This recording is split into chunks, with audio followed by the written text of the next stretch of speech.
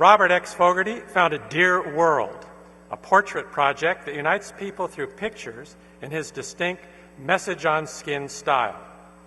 Its precursor, Dear New Orleans, became an alternative platform for people to write love notes to their city.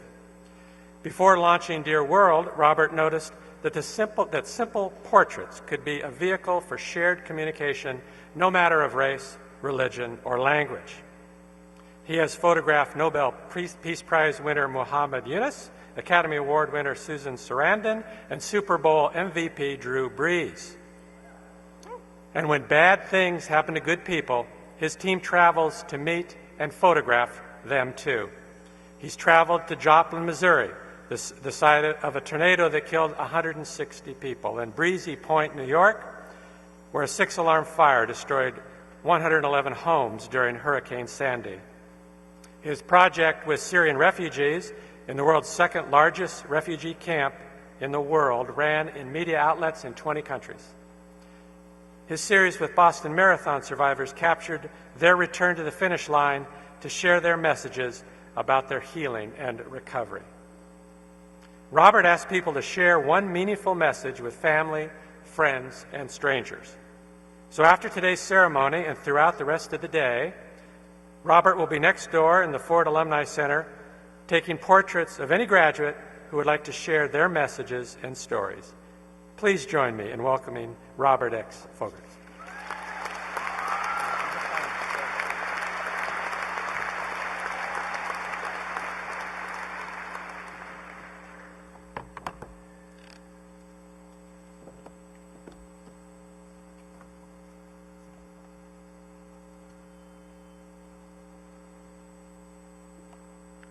Well, hello, Oregon. And thank you, President Gottfredson, for that wonderful introduction. It's good to be back. I love being a duck. Y'all love being ducks? I picked up the y'all in New Orleans, where I live now, so I only come back to Eugene on special occasions, which today most definitely is. Although, for many years since my graduation, I think of Eugene often, especially when I forget a password, because the answer to what is your favorite restaurant is Burrito Boy. Of course it is. 8 years ago, I graduated from here. We wore these same funny hats and these robes that are too big for our bodies. But I wore one more accessory.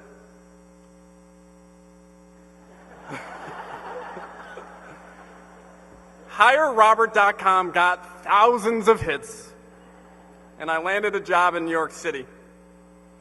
But that website isn't why I'm here today. I can't quite explain why hundreds of people have looked out for me these past 8 years, but because they have, I'm here. And that begins with my dad, who's here today. And let's give it up for all the dads here today.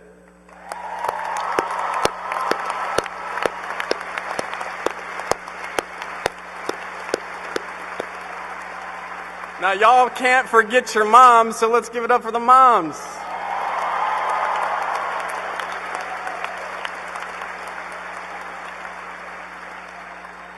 My name is Robert Fogarty, and I take people's portraits. But they aren't just any portraits. In my project, Dear World, I ask people to share one message to someone or something that they care about. But it's a little different, because everybody writes that message on their bodies. I'll never forget the moment I realized that all of these portraits are just gifts to the rest of us. A grown man stood in front of me, tears in his eyes. His wife uncovered his bare chest and revealed the words cancer-free. Invest in your voices, because the stories you share are your most valuable currency. You know, it's intimate, this idea of sharing something about yourself. And sharing people's stories has become my life's work. It's taken me to the hills of western Nepal, where I met this man. His friends say he's about 90, but when I asked him how old he was, he said, "I think I'm 50. You know what? Age is just a number in so many parts of our world. or this 22-year-old New Yorker whose father left us far too early, just days after giving Mary Kate her first bike on her 8th birthday on September 8th of 2001. As I show you a few of my favorite portraits, I want you to begin to reflect about what you might write. Today, if you take your portrait and I ask you why you wrote it, I encourage you to have a personal story to share. Shortly after I left Eugene, I suffered a bout of depression. And before today, only about a dozen people knew about it. When I left here and I moved to New York, I had a job where I convinced others to work for as cheap as possible. I rode that subway home and I felt a little smaller every day, a little less interested in who sat next to me or the scent of that street vendor's grill. Each day a little joy escaped my body. And when I finally quit, my boss told me not everybody can hack it in New York, and I believed him. When I left this university and I walked across my commencement stage, I was a little too arrogant and a little too insecure. In New York, I realized that I was not the center of the universe. And by the time that my dad made me go talk to somebody, my joy had fled. It's a scary time. When you're depressed, you feel like your voice will never return. In the coming months and weeks, you may discover that the change you hope for is actually the change you fear. You may have incredible doubts about who you are, who you were, or who you want to be. I don't want you to ever feel like I did, but if you do, don't be ashamed. Be not afraid to ask the people you love for help, because lots of us felt scared and confused and lost when we're 23. Statistics tell us that about 11% of you will fight depression in your early 20s. After I began to heal, I moved to New Orleans, and my voice returned. 7 years ago, New Orleans was in the midst of its own healing. Hurricane Katrina killed 1,400 people, damaged 200,000 homes, and flooded 80% of the city. My love affair with New Orleans began quickly and deeply. I dropped dollars in street musicians' buckets and asked strangers how they felt. These strangers became my friends, and I listened to their stories of heartache, their stories of resilience, and their stories of survival. And I learned to listen. Listening is a key strategy, investing in your own voice. This project began as a love letter to New Orleans, and the people invested in my voice, and in turn I invested in theirs. I have time to tell you 2 stories of incredible people I've met along my journey. One can't speak, and the other is stuck in a civil war. Steve Gleason is a man who can inspire us all. He played 8 seasons for the New Orleans Saints, and on the first drive during the first game back inside the Superdome after Hurricane Katrina, Steve blocked a punt, and the Saints returned it for a touchdown. People say that that's the loudest that dome has ever been. 75,000 people and millions on TV all screamed in unison. They screamed with elation. That blocked punt made New Orleanians feel like winners again. 2 years later, Steve retired from the NFL. He married an amazing woman, and he lived happily ever after. Until 3 years ago, when he felt a twitch in his shoulders and in his chest. Doctors diagnosed him with ALS, more commonly known as Lou Gehrig's disease. Most people die 3 to 5 years after being diagnosed. And Steve has now lost his ability to walk and his ability to speak. But he invests in his voice. And he invests in others who battle this disease with him. Because his motto is no white flags. He's a hero of mine. And I went to his house last week because I've been thinking about this speech and how important it is to me, but how important it is to you.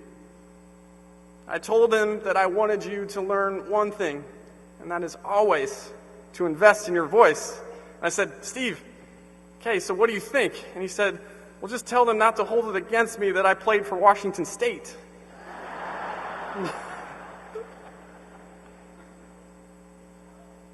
But then, last night, he sent me this.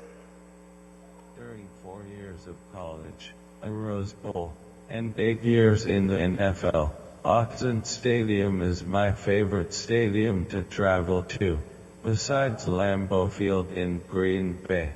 Robert has been speaking to you about investing in your own voice. After I was diagnosed with ALS, I invested in my voice. Literally. The voice you are hearing is a synthetic version of my own voice. I spent thousands of dollars and an entire summer recording 5,000 sentences to create this voice.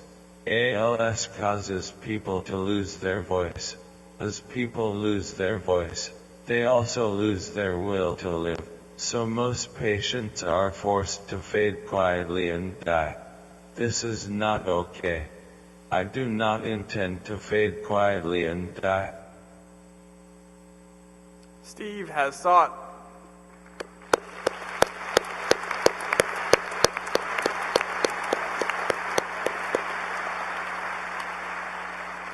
You know, commencement speeches like these often start or end or begin with something about living your life to the fullest every day. And I know that that sounds cliche, but Steve Gleason lives his life every day.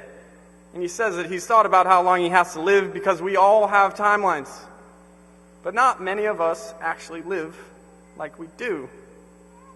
I have moments where I miss my old self, he says. But I think that anyone can get caught up in what we used to have. But at the same time, we can choose to focus on the beauty of now. Last year, my team and I visited the second largest refugee camp in the world. It sits in the kingdom of Jordan, just on the southern border of Syria.